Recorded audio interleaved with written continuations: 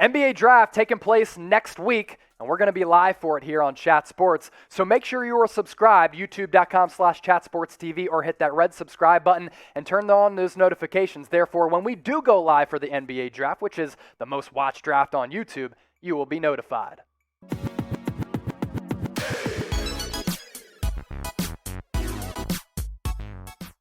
Welcome into NBA Now, right here on Chat Sports. I am your host, Chase Sr. Coming up, our latest NBA mock draft. But first, let's get to what the Detroit Pistons are doing in terms of bringing players in for workouts during the pre-draft process. Here's what ESPN draft expert Jonathan Givony had to say about what the Pistons are doing leading into next week's NBA draft. The Pistons hosted Cade Cunningham for a light workout in Detroit on Tuesday and are slated to bring Jalen Green and Jalen Suggs in for private workouts in the coming days. The Pistons would like to bring in Evan Mobley, but have yet to schedule a visit, sources said.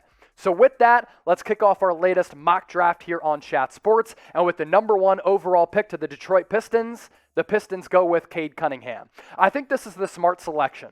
I flirted with the idea of the Pistons going with Jalen Green, who I think is the most elite scorer in this draft class. I think Evan Mobley out of USC is in play here as well. But Cade Cunningham is the smartest selection. Here's why. You can build your franchise around Cade. He's an offensive orchestrator. He can score at all 3 levels. He can create and get to the cup, but also create in terms of creating shots for his teammates. I really like his vision. And his size at 6'8", with the vision that he has, both in the half court, with his back to the basket, as well as in transition, reminds me a lot of Ben Simmons.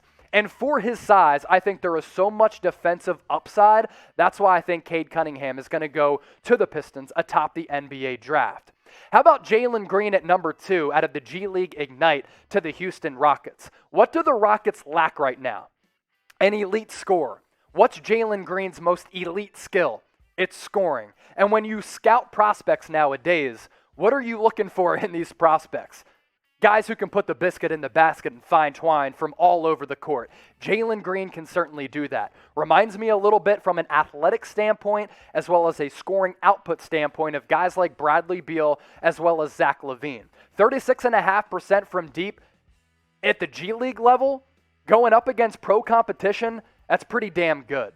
We move ahead to pick number 3, Cleveland Cavaliers. They already have Colin Sexton. I think they should hold on to him. You have Darius Garland. So your backcourt is set. You need to fortify that front court. Why not do it with Evan Mobley? The potential here is great. Mobley can be the best player in this draft class. I think he's better than James Wiseman, who went number 2 last year to the Warriors. He can legit guard positions 1 through 5. He is such a fluid mover, and as he continues to work on and develop his offensive game and extend it out to the three-point arc, I think it makes him even more dangerous. He attempted 12 three-pointers last year with the Trojans, and I think that number is going to continue to be on the uptick. Kyle Lowry is going to be a free agent. You replace him with Jalen Suggs out of Gonzaga, who reminds me a lot of a guy like Jason Kidd, a floor general, a leader, a guy who is so confident. Replacing Lowry with Jalen Suggs really allows the Raptors to continue that rebuilding process and kind of further that process along quickly. Who do you think should go number 1? Get into the comment section and let us know. I think Cade, Mobley, and Green all in play at number 1. My first mock draft that I did, I had Suggs going atop the draft. Who do you think should go number 1? C for Cade, G for Green, M for Mobley, S for Suggs. Get those votes in down below. A lot of you might think I'm crazy for having Scotty Barnes out of Florida State go to the Magic at number 5, but he's been vaulting up draft boards like crazy. Why? His athletic traits are pretty insane. 6'9" with a 7'3" wingspan. He can switch defensively 1 through 5. For his size at 6'9", he's a really good passer. My biggest concern for Scotty Barnes, though, he really can't shoot. And I'm worried about the shooting stroke. And if you have guys who can't shoot nowadays, a la Ben Simmons, I just worry about how you kind of put them into the equation in today's modern-day NBA. We'll start going quickly through these prospects. Number 6 to OKC, Jonathan Kuminga. A pro comp that I have for him is Jaylen Brown. Both guys really raw coming out of high school for Jonathan Kuminga as well as the G League. Jaylen Brown coming out of Cal. But man, Jonathan Kuminga has boom or bust potential. How about James Bouknight to the Warriors at number 7? He might be the best bucket getter in this draft class. He blew people away during his pro day. He tested really well at the NBA draft combine, and he was just wet from deep. He couldn't miss. And the Warriors, if they do hold on to pick 7 and 14, need players who can contribute right away. I think Bouknight fills into that profile. Reminds me a little bit from a scoring going on a heater standpoint of Lou Williams, maybe even Monte Ellis, which is what Harrison Graham had thrown out there. And his numbers last year are pretty good, almost 19 points per game. I understand the shooting percentage was down, but UConn's team was trash. He was really forced to shoulder the bulk of the load offensively. And I think if you put him on that Golden State roster with Steph Curry as well as Klay Thompson, that's a shooting bunch that could certainly score points in bunches. I think James Bouknight is in play to go top 10. What do you think? Will he go in the top 10 in the lottery? Type Y for yes, type N for no. Get those votes in the comments section. Alperen Sengun just won Turkish League MVP with Besiktas as a teenager. Rarefied air for teenagers to win an MVP award in some of these international leagues, especially the Turkish Super League, which is one of the best outside of the NBA. Here's what The Athletic had to say about Sengun, because I think he figures nicely into Orlando's plans after they gave up Vucevic. The Magic are one of the few teams that will have Sengun in for a workout and are thought to be interested in the high-scoring Turkish star as a potential replacement for Nikola Vucevic, whom the team traded away at the deadline to acquire this selection among other assets. And with this selection, if you pick up Sengun, who is kind of an analytical darling, doesn't shoot from the outside, but when you do a deep dive into the analytics, he's really impressing a lot of draft experts as well as scouts. The Sacramento Kings already have De'Aaron Fox. They have Tyrese Halliburton. They need a consistent knockdown shooter. Corey Kispert's shooting splits last year with Gonzaga were great. He was so efficient from beyond the arc, and I think he fits well onto the Kings roster. I have him going 9 to the Sacramento Kings. You look at his numbers last year. He shot almost 53% from the floor, 44% from distance, and almost 19 points per game. Man, Luke Walton gets his hands on this guy. That's a great trio that you can build with in Sacramento. It's about time they get their draft situation in order. Davion Mitchell is a guy who, prior to this last college basketball season, was looked at as maybe a mid to late first-round pick. I think he's a top 10 guy. Defensively, reminds me a lot of Patrick Beverley as well as Kyle Lowry. Offensively, has the shiftiness of a guy like Donovan Mitchell. Pelicans need win-now players. Davion Mitchell is a win-now player who can help you right away. I like him going at 10 to the Pelicans. Moses Moody. He's rep by Clutch Sports as well as Rich Paul. They were hanging out a couple weekends ago. And with that, his draft stock is soaring. Very good scorer, potential to be a very good 3-and-D wing. Number 11 to Charlotte. I think he fits alongside LaMelo Ball. Franz Wagner, not as high on him as some others. I thought he was very spotty and up and down with Michigan last year.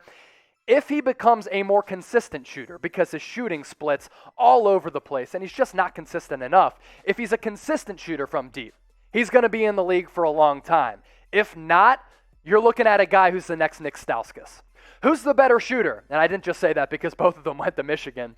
Corey Kispert or Franz Wagner? Get those votes in the comment section. Type CK for Kispert, FW for Franz Wagner. Who's the better shooter? I think it's Kispert all the way. In addition to Sharif Cooper, who we'll get to here in just a bit, Josh Giddey out of Adelaide, Australia. G'day, mate. I think he's the best passer of this draft class. He can pass from the high post. He can pass in transition. And his passing ability at 6'9", 6'10", is already an elite NBA skill. I think it's a good developmental piece and rebuilding piece for Rick Carlisle and the Indiana Pacers at number 13. Final pick of the NBA draft lottery. Chris Duarte out of Oregon sneaks into the lottery. The same thing that I said for Bouknight applies from Duarte from this perspective. These are guys who can contribute right away. Duarte, he's experienced. He's also 24 years old. Some people will knock him for that. I actually think it bodes well for him going to a team like the Warriors. 6'6", 190 pounds. On defense, has DB skills, which means he can play passing lanes with really good instincts. He's one of the best, if not the best, spot-up and knockdown shooters from distance in this draft class. Not a great creator, but on the Warriors, you don't need him to be. My pro comp for him is Danny Green because of his ability to lock you down, but also hit buckets from long range. Keon Johnson, one of the more polarizing athletes in this draft class, he's going to the Wizards at 15 under the premise that the Wizards potentially trade away a Bradley Beal, maybe even a Russell Westbrook. I don't hate Keon Johnson as being a developmental piece and rebuilding piece for Washington if they elect to go that route. Here we are on Chat Sports breaking down our latest mock draft. The real thing goes down next week, and we're going to be live for it right here on Chat Sports. So make sure you're subscribed, youtube.com/chatsportstv, or hit that red subscribe button down below. And the boss has finally notified us the time that we're going to be live for. 7 o'clock Eastern, 4 o'clock Pacific. So set your alarms, turn on those notifications, subscribe right now to Chat Sports. We already surpassed 250K. Help us get to 260K for the most watched NBA draft coverage on YouTube. Jalen Johnson out of Duke, really interesting prospect. A lot of evaluators high on him, others not so much. OKC at 16 I think is a good fit as they continue their rebuild.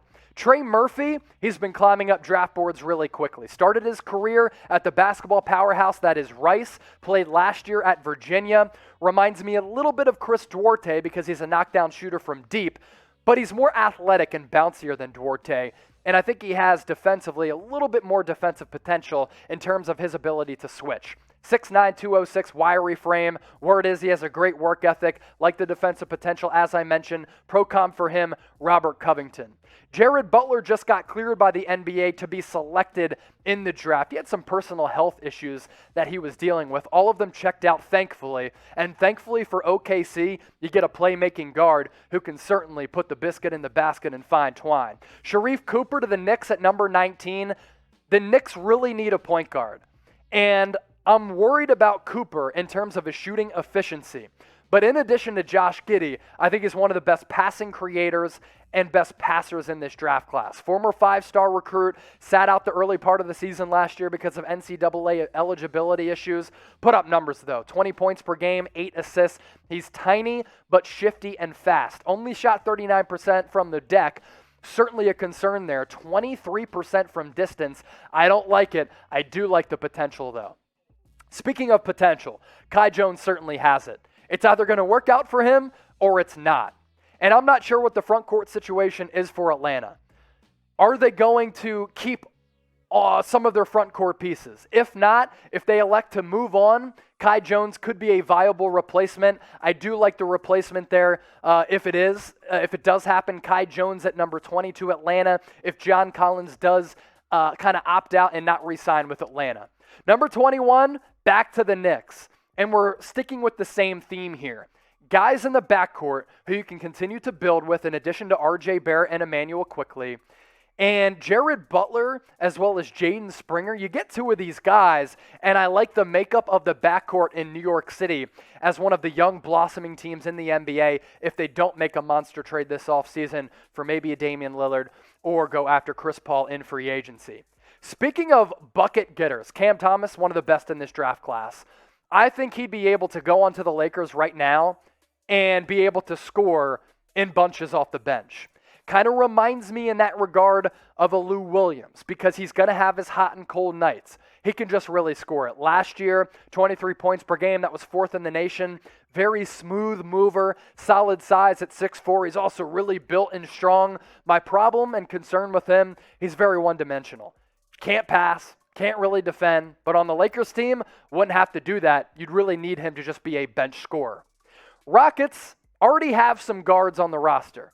And especially at the top of this draft class, if they bring in a guy like Jalen Green, they need to figure out the forward and center position. How about Isaiah Jackson to the Rockets at number 23 as they continue to build for the future? Miles McBride, another one of those guys who really is climbing up draft boards. And if you come away in this draft with Jalen Green, Isaiah Jackson, and Miles McBride, the latter of the three, Miles McBride, is an awesome defender. He'll pick you up full court. I like his creation ability. He's an above-average scorer. In Houston, You're starting to build something special here. You have a Jalen Green who kind of compares to a Bradley Beal, Zach LaVine, a rim-running big who's hyper-athletic in Isaiah Jackson, and a Miles McBride who has no fear at all. Ayo Dosunmu, some people have him going 28, 29, 30, maybe even slipping to the second round. I like him at 25 to the Clippers. The Clippers need a point guard, and the experiment with Rajon Rondo really just didn't work out because I think Rondo is just somewhat washed and old. Dosunmu can be your future point guard. One of the best players in college basketball last year. He has a clutch gene. His numbers were certainly there. A lot of big game experience as well. Him to 25 to the Clippers, absolutely love it. Zaire Williams, coming out of high school, a lot of people were hyping this guy up, former 5-star recruit, wasn't good at Stanford last year. Here's the thing though. First few weeks of the season last year for Stanford, they were living out of hotels, wasn't an ideal environment whatsoever. I think he's a better player than he showed at Stanford last year as a freshman. And Denver, they've been a player development factory. Might surprise some people with this pick, Day'Ron Sharpe, forward and center out of North Carolina going to the Nets. DeAndre Jordan just can't play anymore. And Day'Ron Sharpe for a big man, excellent passer, really good athlete, can pass from the low post as well as the high post, crashes the boards, good shot blocker. I think he'd be able to contribute right away on a team in Brooklyn that's ready to compete for a title. Sixers certainly could use a playmaking creator and shot getter. But a lot of those guys go off the board in my mock draft. They're also thin at the forward spot. Jeremiah Robinson-Earl gets to stay in the Philadelphia area. He goes to the Sixers at number 28. Nah'Shon Hyland, another guy who might sneak into the back half of the first round because he's picking up some buzz. I thought about center here because after DeAndre Ayton, Frank Kaminsky just ain't it. I know he played well in Game 6 of the NBA Finals. They certainly need a viable backup with Dario Saric out, so that could be a position that they target. Also, what happens with Chris Paul, though? That's why I think about Nah'Shon Hyland going here. Kind of depends on what CP3 does do. Josh Primo, as we round out this mock draft, sneaks into the first round. There's some potential here. He's the youngest prospect in this class, still only 18 years old. Utah, like Denver, another organization that does such a great job of developing players, I think they could do the same with Primo.